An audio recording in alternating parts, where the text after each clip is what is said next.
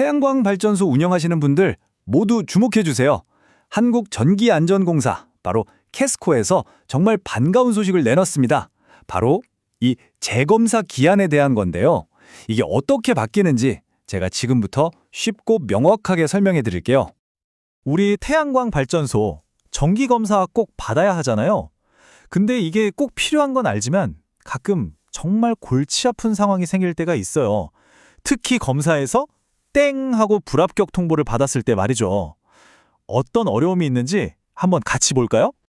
와, 진짜 이런 상황 상상만 해도 답답하죠. 내 소중한 발전소가 부적합 판정을 탁 받았는데 하필이면 장마가 쏟아지거나 아니면 땅이 꽁꽁 어는 한겨울인 거예요. 이러면 뭐 보수공사를 하고 싶어도 할 수가 없잖아요. 근데 기존 규정은 어땠냐면요. 사정 봐주는 게 없었어요. 날씨가 어떻든 상황이 어떻든 무조건 딱 3개월. 이 3개월 안에 공사 다 끝내고 재검사까지 합격해야 했습니다. 와, 정말 너무 빠듯했죠. 자, 그런데 정말 다행히도 캐스코가 이런 현장의 목소리를 들었나 봅니다. 이 어려움을 해결해줄 새로운 방안을 내놨는데요. 이게 훨씬 더 현실적이에요. 바로 이겁니다. 2025년 4월 23일부터는요. 예전처럼 꽉 막혔던 3개월 기한이 아니에요. 이제 필요하면 신청을 통해서 최대 6개월까지 무려 2배나 연장할 수 있게 된 거죠. 그러니까 이 재검사 기한 연장이라는 거 뭐냐면 말 그대로예요. 특정 계절이나 뭐 여러 가지 환경적인 요인 때문에 공사가 힘들 때 시간을 좀 더 주세요 하고 공식적으로 요청할 수 있는 제도인 거죠. 덕분에 이제 무리하게 공사 강행할 필요 없이 정말 안전하고 제대로 작업할 수 있을 대로 일정을 잡을 수 있게 됐습니다. 엄청난 유연성이 생긴 거예요. 자, 그럼 가장 궁금한 게 이거겠죠?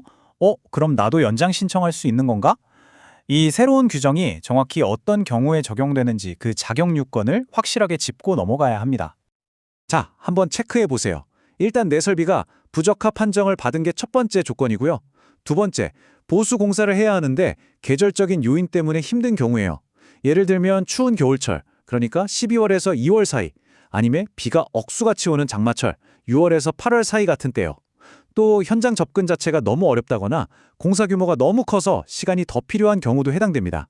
그리고 제일 중요한 거, 소유주가 연장해 주세요 하고 공식적으로 요청을 해야 합니다. 자, 그럼 신청은 어떻게 할까요? 이게 또 재밌는 게요. 절차가 생각보다 아주 간단하고 명확하다는 겁니다. 복잡하지 않아요. 자, 딱 4단계만 기억하시면 됩니다. 일단 검사 결과 부적합 통지서를 받으셨겠죠? 그럼 그 다음에 기한 연장 좀 해주세요 하는 요청서랑 관련 서류를 제출하는 거예요. 그럼 캐스코에서 이걸 검토하고 타당하네요 하면 최대 6개월까지 연장을 승인해 주는 거죠. 간단하죠? 바로 이 그림이 캐스코의 공식 업무 절차도인데요. 우리가 방금 얘기한 내용이 그대로 담겨 있죠? 사업주가 요청하고 안전공사가 검토하고 최종 승인해주고 이 흐름이 핵심입니다. 자, 그럼 아까 관련 서류를 제출해야 한다고 했는데 그게 뭘까요? 서류는 딱 2가지 중에 하나만 준비하시면 됩니다. 첫 번째 방법은요. 그냥 공식 요청 공문을 보내는 거예요. 여기에 이러이러한 사정 때문에 공사가 늦어지니 기한을 연장해 주세요 하고 사유를 명확하게 적어서 내면 됩니다. 아니면 다른 방법도 있어요. 아예 상세한 공사 계획이랑 일정표를 제출하는 거죠. 우리 공사가 이렇게 진행될 건데 보시다시피 3개월 안에는 도저히 못 끝냅니다 하고 객관적인 자료로 보여주는 거예요. 이것도 아주 좋은 방법이죠.